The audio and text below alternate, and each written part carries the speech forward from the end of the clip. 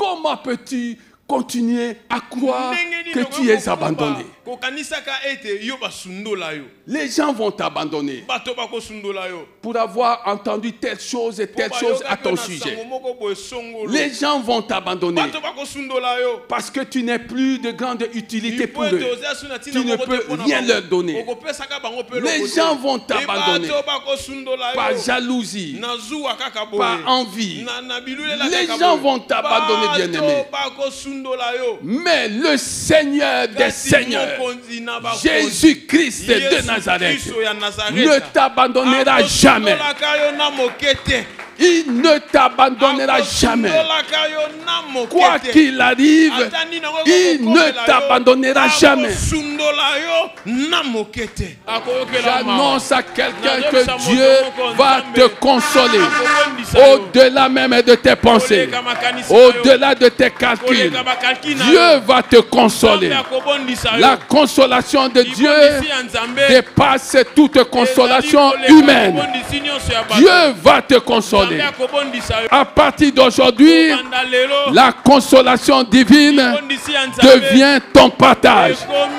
Si tu as été béni, acclame le Seigneur des Seigneurs.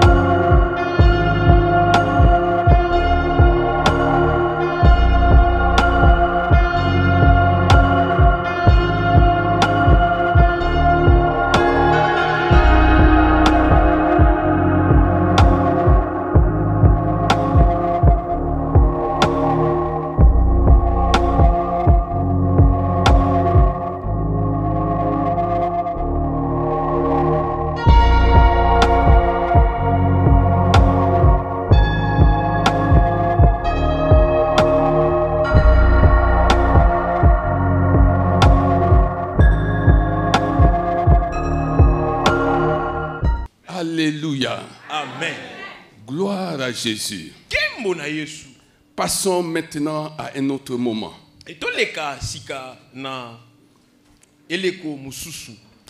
Je rappelle que nous sommes dans Jean 5.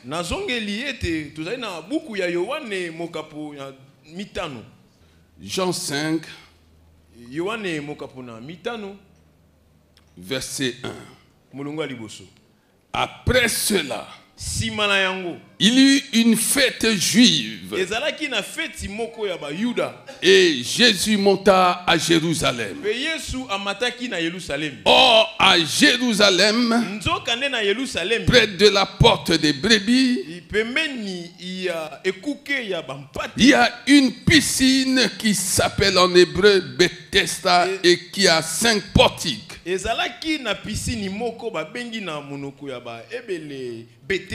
Sous ces portiques, un grand nombre de malades étaient couchés.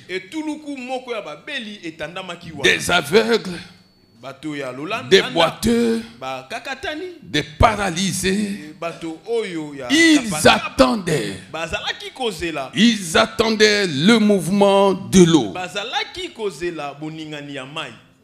Car un ange descendait de temps en temps dans la piscine et agitait l'eau. Et le premier qui descendait dans l'eau, après qu'elle avait été agitée, était guéri. Quelle que soit sa maladie. Là se trouvait un homme infirme depuis 38 ans.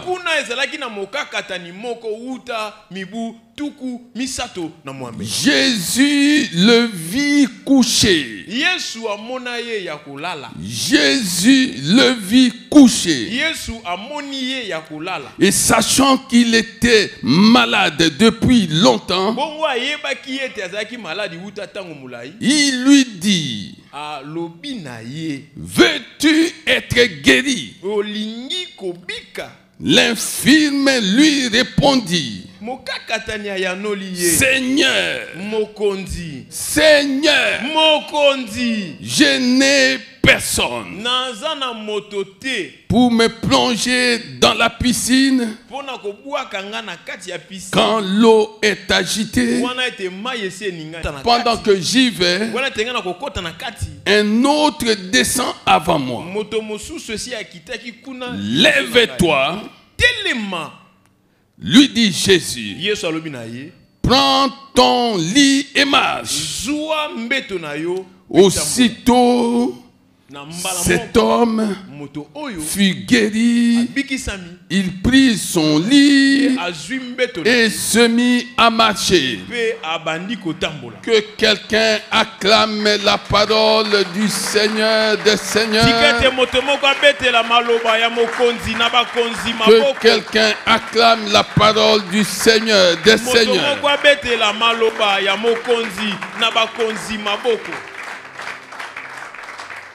Alléluia. Amen.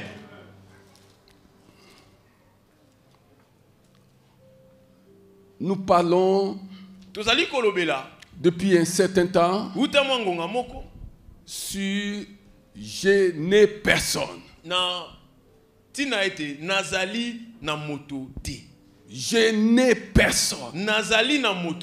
C'est ça notre premier sous-thème. Je n'ai personne. Nous voyons ce malade, cet infirme qui a souffert pendant 38 ans. Et ce qui nous intéresse, c'est que la Bible dit que Jésus le vit. Le Dieu, le Seigneur omniscient le vit. Non seulement il le vit, mais il savait qu'il était malade depuis 38 ans. Alléluia. Amen. Le Seigneur Jésus-Christ lui posa la question de savoir: veux-tu être guéri? Il ne lui a pas demandé quel est ton problème. Il est allé tout droit au but. Veux-tu? Veux-tu? Veux-tu? Il n'a pas dit puis-je te guérir. Non, il dit veux-tu? Bien-aimé, tu dois savoir et comprendre que les bénédictions de Dieu pour ses enfants sont déjà assurées. Les bénédictions de Dieu pour ses enfants sont déjà assurées. Mais maintenant, il y a une donne qui intervient. C'est ce que chacun de nous pense de la parole de Dieu. Ici, on est en présence d'une parole contre une autre parole. Est-ce que tu comprends ça? Oui.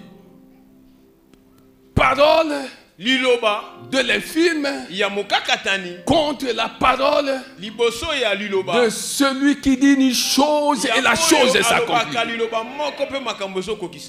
Et c'est comme ça que beaucoup de gens sont devenus un obstacle.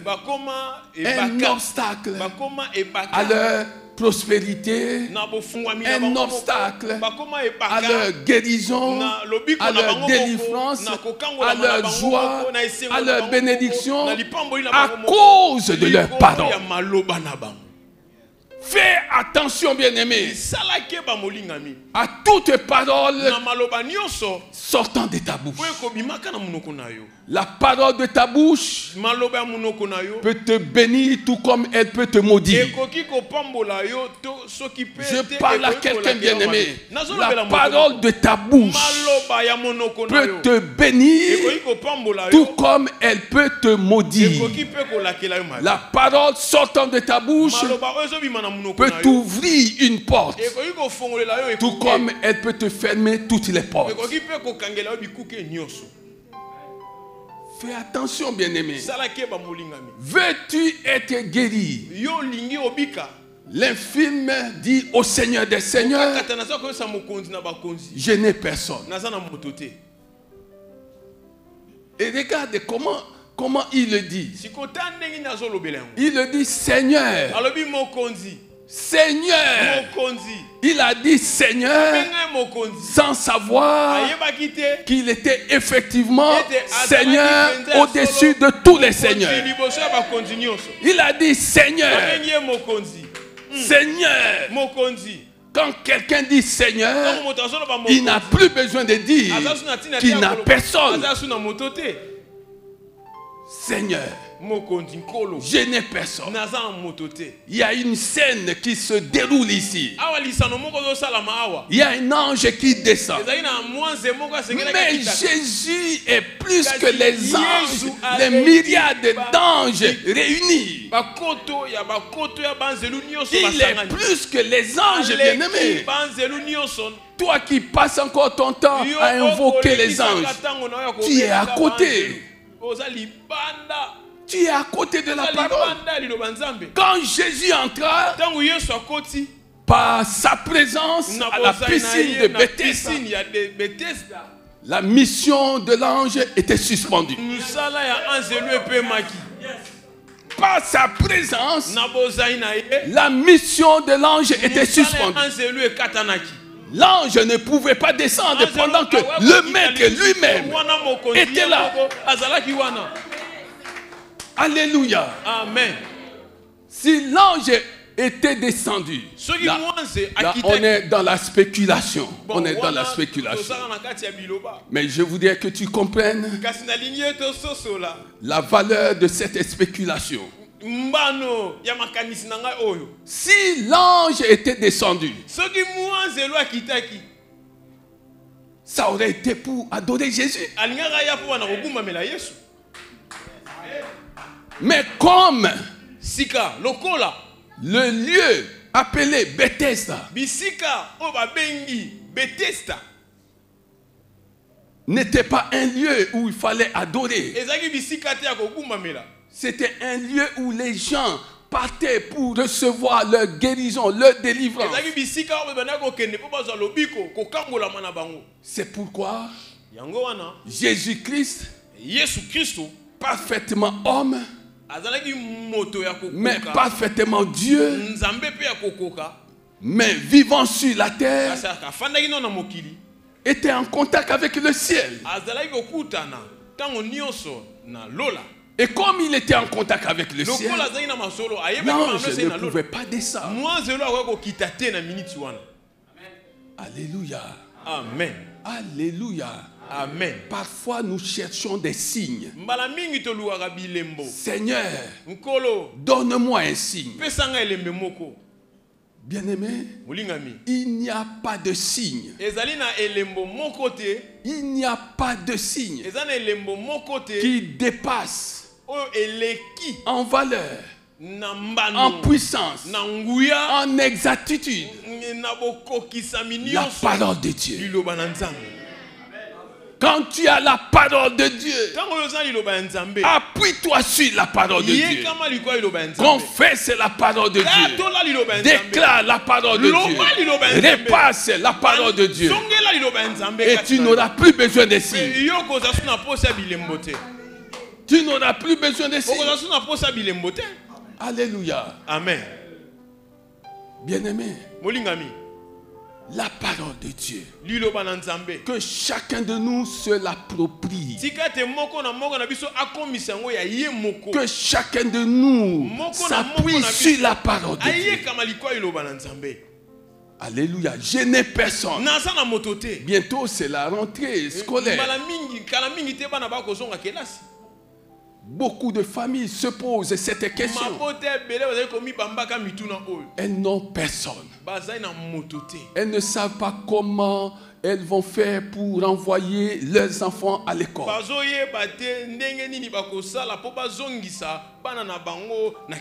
Elles n'ont personne. Qui t'a dit que tu n'as personne? Crois seulement. Crois seulement. Et tu verras la gloire de Dieu. Et là je précise bien. Quand tu m'entends dire crois seulement, la foi implique l'action. Tu ne fais rien. Tu passes ton temps à lanterner, à dormir chez toi. Et tu vas dire que le pasteur a dit crois. Le pasteur a dit que je crois seulement. Bien-aimé, quand on a la foi, et c'est ça que le Seigneur m'a demandé de dire aujourd'hui. Quand on a la foi en Jésus-Christ suppose qu'on fait quelque chose, qu'on ne vit pas aux dépens des autres. La foi, bien-aimée, suppose que tu fais quelque chose. Tu fais une chose, si minime soit-elle. Mais toujours est-il que tu fais quelque chose. Et Dieu va te poser la question de savoir, que fais-tu? Qu'as-tu dans tes mains? Tu as quoi? Même pour multiplier le pain, il pouvait ordonner au pain du ciel de descendre sur la terre ce jour-là. Il pouvait ordonner au pain du ciel, comme il avait fait avec Élie. Élie avait été nourri. Lui-même avait été servi par les anges. Mais ce jour-là, Jésus s'adressa aux disciples pour savoir ce qu'ils avaient. Moïse, quand il rencontre le Seigneur des Seigneurs, il n'avait qu'un simple bâton. Le Seigneur lui demanda, qu'as-tu dans ta main? Il a dit, j'ai ce bâton. Alors on va travailler à partir de ce bâton. Bien-aimé, bien-aimé, je veux que tu comprennes ces choses.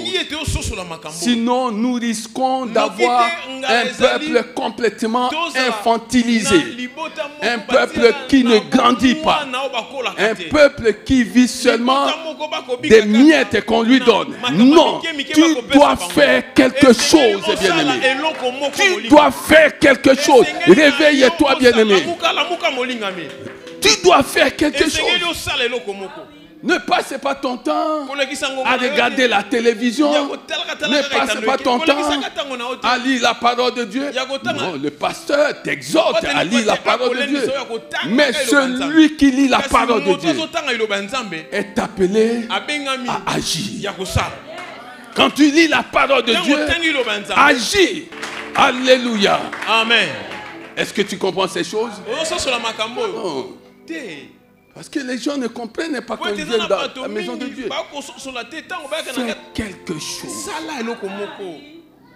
Plusieurs fois, j'ai tenté de donner des moyens aux gens pour faire quelque chose.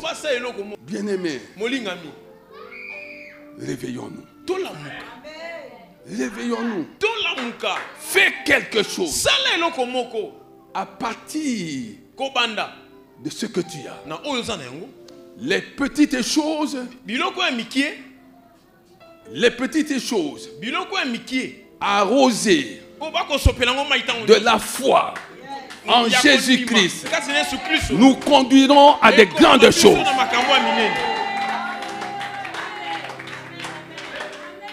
À partir de petites choses, bien-aimé, tu peux faire des grandes choses. N'attends pas le jour où tu vas réunir je ne sais quelle somme pour... Non, non. À partir de petites choses, tu peux agir. Et puis tu peux devenir quelqu'un. Dieu cherche des enfants qui finissent par devenir des adultes. Est-ce que tu comprends ça? Si tu comprends ça, acclame le Seigneur des Seigneurs. Si tu comprends ça, acclame le Seigneur des Seigneurs. Oui.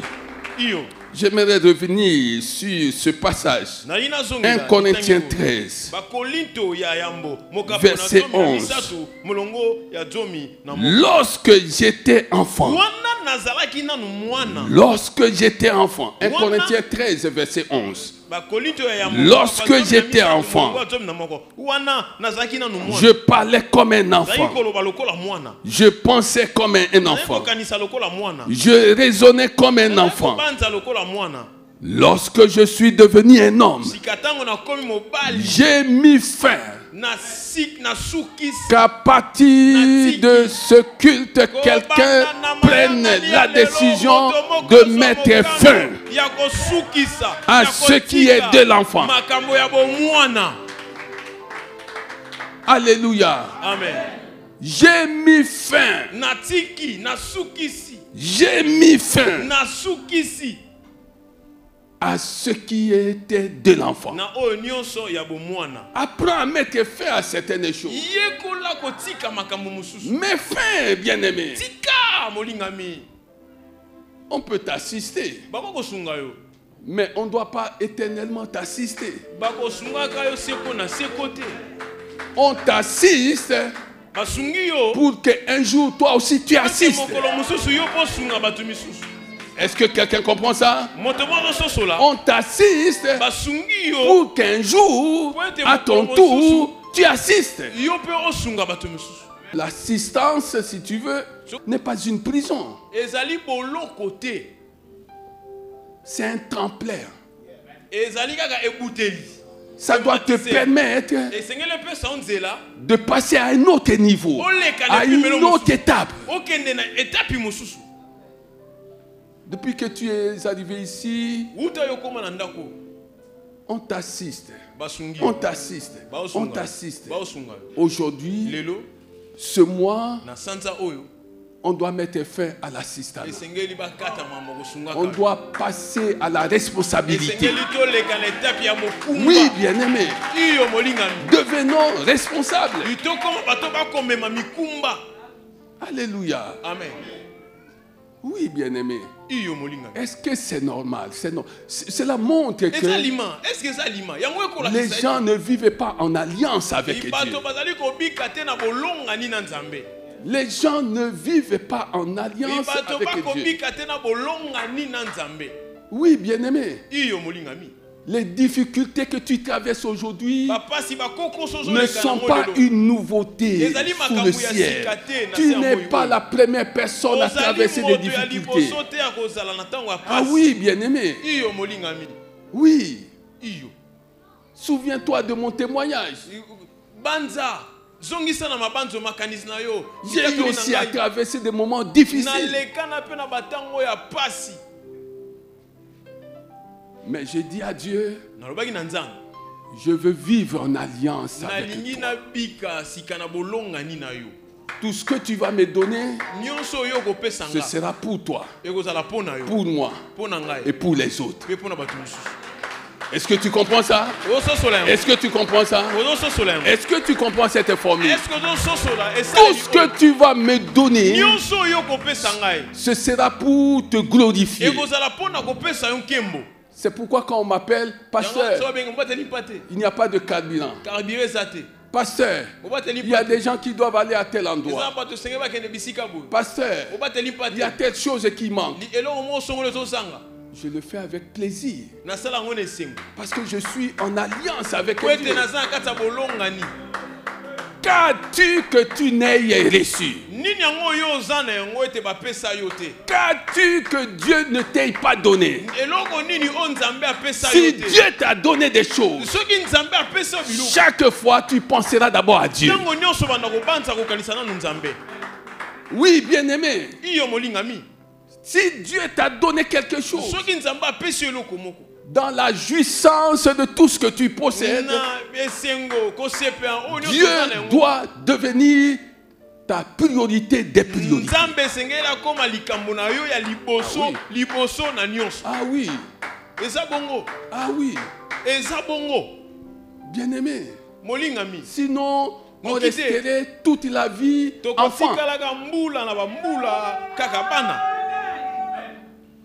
L'Esprit dit donnez et il vous sera donné. Quelle merveilleuse promesse. Quelle douce bénédiction. L'Esprit dit qu'il y a plus de bonheur à donner qu'à recevoir. Est-ce que tu as déjà médité cette parole? Est-ce que tu en comprends seulement la valeur, la portée? Il y a des gens qui viennent dans la maison de Dieu pour faire du bruit. Il y a des gens qui viennent dans la maison de Dieu par amour. Par amour. Amour pour Dieu. Et ils apprennent aussi à aimer les autres. Tu ne peux pas aimer Dieu sans aimer ton prochain. Ah non. Tu ne peux pas dire que tu aimes Dieu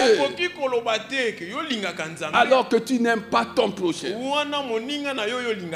C'est pourquoi nous parlons de 3 niveaux de paix. Paix avec Dieu. Nous recevons le pardon de nos péchés. Paix avec soi-même. Paix avec soi-même. Nous menons une vie de repentance permanente. Paix avec les autres. C'est ça notre témoignage. Les gens qui t'ont connu mauvais, ils savent que tu es quelqu'un de pas fréquentable. Et ils se rendent finalement compte que tu as complètement changé. Et ce sont eux-mêmes qui vont publier cela. Ils vont dire à qui voudra les entendre. Cette dame, nous avons étudié avec elle, mais elle a complètement changé. Ce frère, on a travaillé avec lui. Il n'est plus la même personne. Là, nous allons comprendre que tu as été en contact avec le Seigneur Jésus. Nous allons comprendre que tu vis en communion avec Jésus. Tu viens dans la maison de Dieu. Comment viens-tu dans la maison de Dieu? Comment en ressors-tu?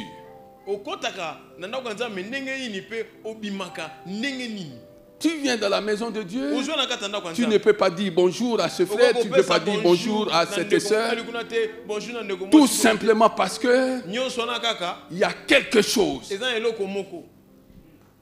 qui te dérange. Pourquoi veux-tu demeurer enfant toute ta vie? Alléluia. Amen. L'infirme a dit à Jésus-Christ, je n'ai personne. Aujourd'hui encore, les enfants bâtards disent qu'ils n'ont personne. Mais nous qui avons Jésus-Christ comme Seigneur et Sauveur, quels que soient les moments difficiles que nous pouvons traverser, nous nous interdisons de dire que nous n'avons personne. Parce que nous savons que Jésus-Christ est le même hier, aujourd'hui et éternellement. De ce sous-thème, le Saint-Esprit nous a inspiré un premier point. Dans Hébreux 13:5. Toi qui dis que tu n'as personne, l'Esprit dit, je ne t'abandonnerai point. La Bible dit même que Dieu lui-même dit,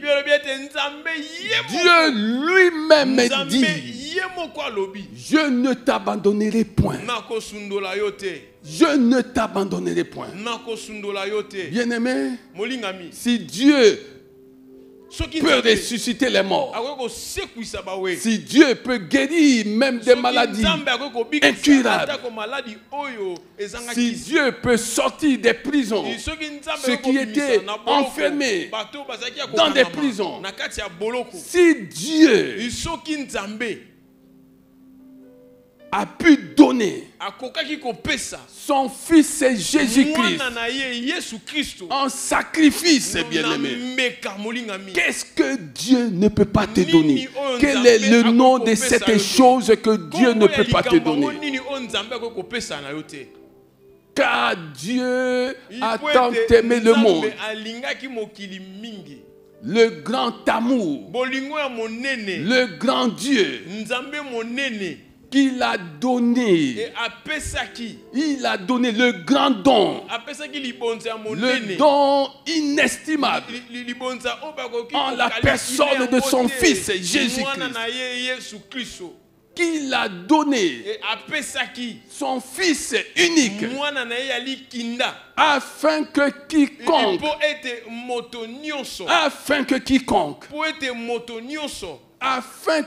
oh j'aime ce quiconque là, que tu sois grand, que tu sois petit, instruit ou pas instruit, l'Esprit parle de quiconque, que tu sois pauvre ou riche, l'Esprit parle de quiconque, afin que quiconque croit en lui. Quelle formule, bien-aimé! Quelle formule! Afin que quiconque croit en lui. Le grand héritage,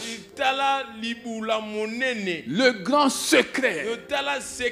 Toi qui cherches de secrets, lis Jean 3:16. Lis Jean 3:16. Même si tu étais couché, quand tu auras lu Jean 3:16, lève-toi et crois que quelque chose commence maintenant dans ta vie. Lève-toi, bien-aimé. Même si tu avais des pensées qui t'éloignaient du rail de la vérité, mais si tu lis Jean 3:16, Jean 3:16, tu entendras l'Esprit te parler. Comment lis-tu la parole de Dieu? Tu lis la parole de Dieu avec un sandwich à la main? Tu lis la parole de Dieu avec une tasse de café? Tu lis la parole de Dieu avec un téléphone à côté?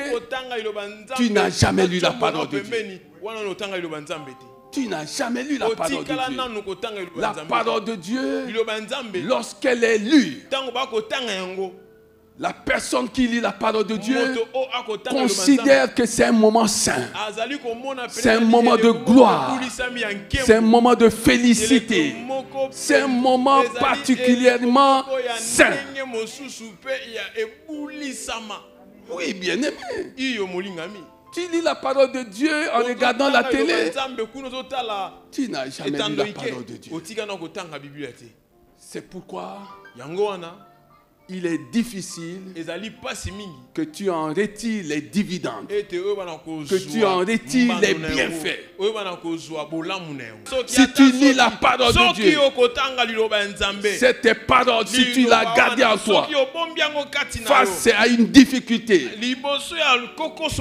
cette parole va réagir en toi. Cette parole va agir. Et tu vas te demander comment tu es sorti de cet endroit. Tu es sorti de cet endroit à cause de la parole que tu as gardée, qui habite en toi. C'est pourquoi l'Esprit dit que sa parole habite dans toute sa richesse en toi. Je ne t'abandonnerai point.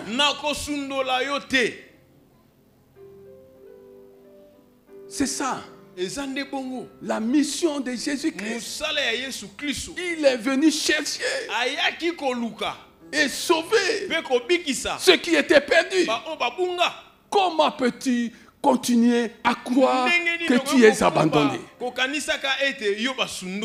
Les gens vont t'abandonner pour avoir entendu telle chose et telle chose à ton sujet. Les gens vont t'abandonner parce que tu n'es plus de grande utilité pour eux. Tu ne peux rien leur donner. Les gens vont t'abandonner par jalousie, par envie. Les gens vont t'abandonner, bien-aimé. Mais le Seigneur des Seigneurs, Jésus-Christ de Nazareth, ne t'abandonnera jamais. Il ne t'abandonnera jamais. Quoi qu'il arrive, il ne t'abandonnera jamais. Alléluia. Amen. C'était notre premier point. Je ne t'abandonnerai point. Nous passons aujourd'hui à notre deuxième point. Psaume 102, verset 16. Alors les nations craindront le nom de l'Éternel. Tous les rois de la terre craindront ta gloire. Quand l'Éternel reconstruira Sion, il se montrera dans sa gloire. Il est attentif à la prière de celui qu'on a dépouillé. Le Seigneur est attentif à la prière de celui qu'on a dépouillé. Il ne méprise pas sa prière. Que cela soit écrit pour la génération future et que le peuple ainsi créé célèbre l'Éternel. Car il regarde du haut de sa demeure sainte, du haut du ciel. L'Éternel regarde sur la terre pour écouter les gémissements des prisonniers, pour délivrer ceux qui sont destinés à la mort. L'Éternel regarde sur la terre. Est-ce que quelqu'un peut acclamer le Seigneur des Seigneurs? L'Éternel regarde sur la terre. Oh, je parle à quelqu'un. L'Éternel regarde sur la terre. C'est ça notre deuxième point. L'Éternel regarde sur la terre. Lui qui ne dort ni ne sommeille, il regarde sur la terre. Et en regardant sur la terre, le Seigneur voit des malheureux. Le Seigneur voit des boiteux. Qu'est-ce qu'il fait Lorsqu'un boiteux s'approche de lui. Oh, nous sommes dans acte 3. Ce boiteux-là, ce paralytique-là de naissance, qui était à la porte dite la belle. Lorsqu'il est entré en contact avec les envoyés de Dieu, le boiteux, bien-aimé, ce jour-là, il a changé d'endroit. Le boiteux, le mendiant, est devenu un grand adorateur. Parce que le Seigneur savait que son temps était arrivé. Le temps pour ce boiteux était arrivé. Aujourd'hui encore, bien-aimé, la même parole t'est destinée, t'est adressée. Ton temps est arrivé pour passer d'un niveau A à un niveau B. Pour passer d'un niveau B à un niveau C. Pour passer d'un niveau C à un niveau D. Le temps est arrivé. C'est pourquoi tu entends ces choses. Dieu regarde sur la terre. Et quand il regarde sur la terre, Dieu ne tient pas compte de tes mérites. Jésus-Christ n'est pas venu accomplir une œuvre qui dépendait des mérites de l'homme. Non, Dieu ne regarde pas tes mérites, bien-aimés. Dieu regarde ton cœur. Dieu sonde les cœurs et les reins. Dieu regarde ton cœur. Et Dieu peut lire ce qui se trouve dans ton cœur. Dieu peut lire les pensées les plus intimes de ton cœur. Il regarde ton cœur.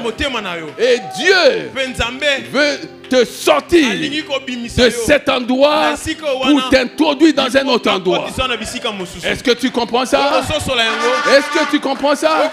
Pour que tu ne dises plus je n'ai personne. Je n'ai personne. Oui, bien-aimé. Dieu voit tout. Il n'y a rien de caché devant Dieu.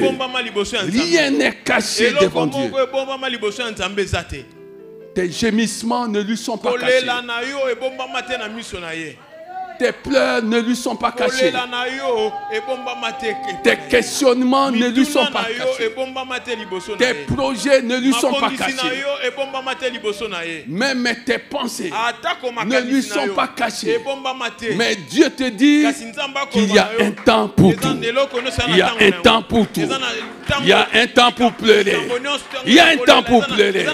Mais il y a un temps pour sourire. Il y a un temps, bien-aimé. Oui. Il y a un temps pour manquer des choses. Il y a un temps pour vivre dans le manque. Tu es en manque de telle chose, de telle autre chose. Mais le Seigneur te dit qu'il y a un temps pour tout. Il y a un temps pour tout. Il y a un temps pour tout. Le manque d'aujourd'hui deviendra l'abondance de demain. C'est ça, c'est ça. C'est ça le grand mystère. Le grand mystère de la piété. Le grand mystère de la piété. C'est que Dieu s'est fait homme. Pourquoi? Pour voir de plus près comment vivent les hommes. Pour comprendre les problèmes des hommes. Dieu s'est fait homme. Lui, Dieu a décidé de prendre la condition humaine. Bien-aimé, pour que personne ayant cru en lui ne soit oublié, ne soit abandonné. Bien-aimé, Dieu regarde sur la terre. Qu'est-ce que ça dit?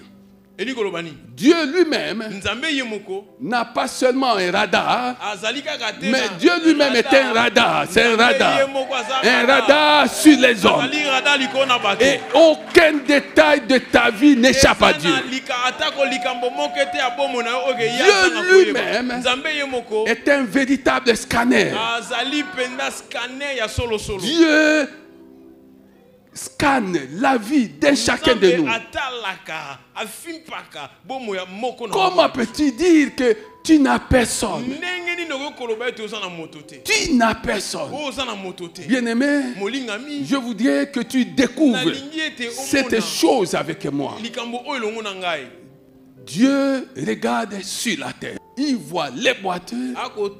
Il les délivre. Et Dieu les introduit dans la course de la vie. Le boiteux qui ne pouvait pas courir entre dans la course de la vie. Non seulement il entre dans la course de la vie, mais Dieu lui fait porter une couronne. Le boiteux d'hier est couronné, est primé. Le boiteux d'hier, bien-aimé, est médaillé. Il reçoit une médaille en or. Est-ce que tu comprends ces choses? Qui fait ces choses-là? C'est Dieu qui fait ces choses. Ce que Dieu fait dépasse tout entendement humain. Oui, bien-aimé. Peut-être que tu considères que tu ne peux pas aller loin dans cette vie. La parole que tu entends, si tu la reçois avec enthousiasme, si tu la gardes dans ton cœur, si tu la repasses, non seulement elle va te donner de l'espérance, mais elle va t'introduire dans cet endroit où tu ne pouvais pas arriver de toi-même. Je parle à quelqu'un. Je parle à quelqu'un, bien-aimé. La parole de Dieu, bien-aimé, peut t'introduire là, dans ce milieu où tu ne pouvais même pas arriver. Lisons ensemble 2 Corinthiens 1.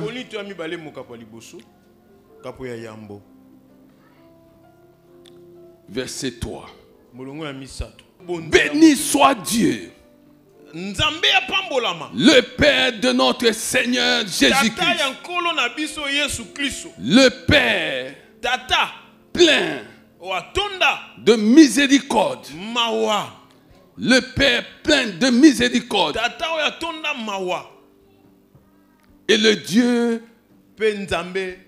de toute consolation. Il nous réconforte dans toutes nos détresses, afin que nous puissions réconforter ceux qui se trouvent dans la détresse, grâce à l'encouragement que nous recevons nous-mêmes de la part de Dieu. L'Éternel regarde sur la terre.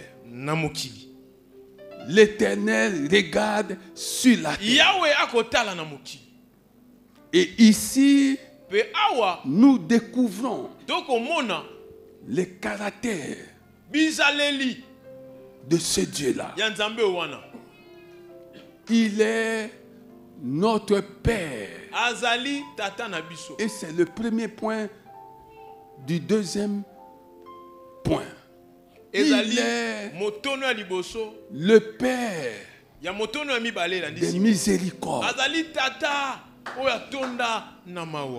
et le Dieu de consolation. Le Père de miséricorde, le Père de bonté, le Père de compassion et le Dieu de consolation. Regarde, bien-aimé, comment Dieu s'est montré bon envers son peuple, alors que le peuple était en Égypte. au comble du désespoir. Personne ne pouvait croire qu'un jour ce peuple quitterait l'Égypte tête haute. Mais Dieu, à cause de sa bonté, a eu pitié de ce peuple. Il a dit qu'il a vu la misère de ce peuple. Il a dit qu'il a entendu leurs cris de détresse. Aujourd'hui encore, bien-aimé, Dieu voit ta misère. Dieu entend les cris que tu pousses jour et nuit. Dieu entend ça. Ne crois pas que Dieu est insensible à tes cris. Ne crois plus que Dieu est indifférent à ta situation. Ne crois plus que Dieu t'a abandonné. Dieu ne peut pas t'abandonner. Il est le Père de miséricorde. Il est le Dieu de consolation, de toute forme de consolation, bien-aimé. Est-ce que tu comprends ces choses? Oui, bien-aimé. Quel que soit l'endroit où on va te mettre, même si on te chassait de cet endroit-là, là où on va te chasser, tu iras quelque part et tu n'iras pas seul. Tu iras avec Dieu, avec sa parole, avec ses promesses. Alléluia. Amen. Oui. On t'a chassé. C'est pour te faire du bien. Parce que tu es avec Dieu. Parce que tu as la parole de Dieu. Parce que tu as les promesses de Dieu. Lorsqu'on te chassera, on ne va pas t'arracher la parole de Dieu. On ne va pas te priver de ses promesses. On ne va pas couper le fil entre toi et Dieu. Bien-aimé. Oh, est-ce que tu comprends ces choses? Est-ce que tu comprends ces choses? Toutes situations qui ne dépendent pas de toi et qui surviennent dans ta vie font partie du plan de Dieu. Quand quelque chose t'arrive, regarde si c'est toi qui en es l'auteur, si c'est toi qui as déclenché la chose. Mais si ton cœur ne te condamne pas, l'Esprit dit que tu as de l'assurance. Tu as de l'assurance devant l'Éternel. Lis 1 Jean 3, 20 à 21. Si ton cœur ne te condamne pas, tu étais en bon terme avec quelqu'un. Tu étais en bon terme avec quelqu'un. Et une crise a éclaté. Tu as essayé un peu. Tu as essayé d'arranger. Tu as essayé de faire la paix. La personne te tient à dire ça. Tu as essayé. Bien-aimé, ne te soucie pas. Que cela ne te cause pas de chagrin. Glorifie Dieu. Oui, bien-aimé. Si ton cœur ne te condamne pas, tu as de l'assurance. Je suis venu dire à quelqu'un que le Dieu qui regarde sur la terre est le Père des miséricordes. Et il est en même temps le Dieu de toute consolation. Il est en même temps le Dieu de toute consolation qui tient dans ses mains deux plateaux. Il y a le plateau des difficultés, il y a aussi le plateau de consolation. Est-ce que tu comprends ça? Oui, bien-aimé. Si tu comprends, acclame le Seigneur des Seigneurs.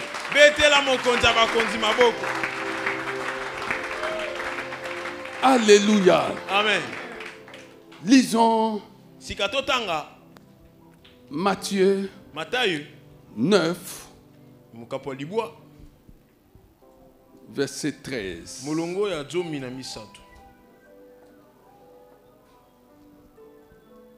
Allez apprendre ce que signifie je désire la miséricorde, la bonté, la compassion et non les sacrifices.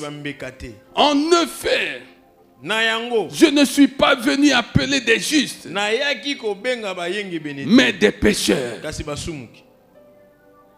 Est-ce que tu comprends ça? Matthieu 5, verset 7.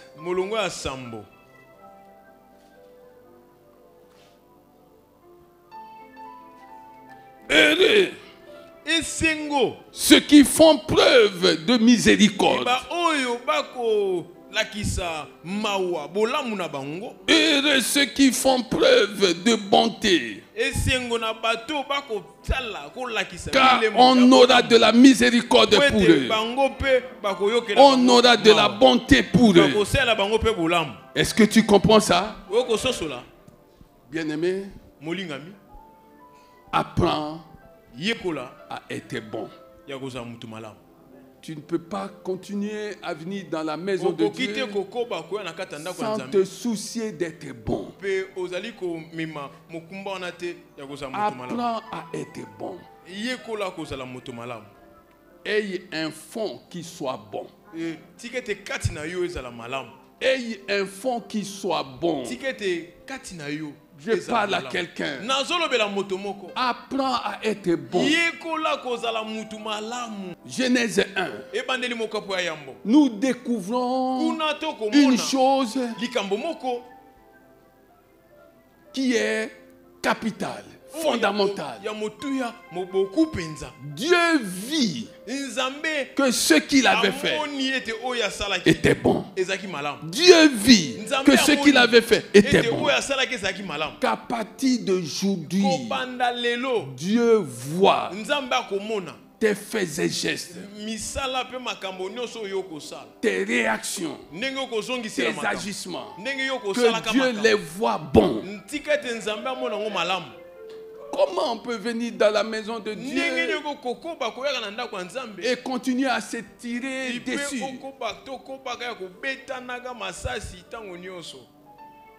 Tu as quel maître?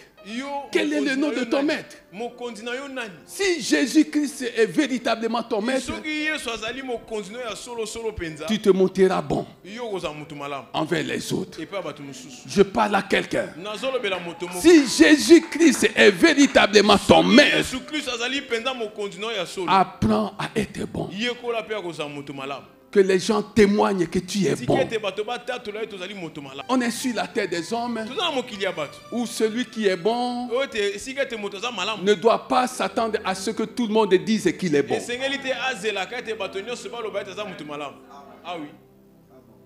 Est-ce que tu comprends? Tu peux être bon, mais les gens ne vont jamais témoigner que tu es bon. Même s'ils sont assis là où les gens qui ne te connaissent pas disent du bien à ton sujet, ils seront absents. Tout en étant présents, ils seront absents. Ils ne vont rien dire. Parce que leur témoignage est mauvais. La bonté reconnaît la bonté.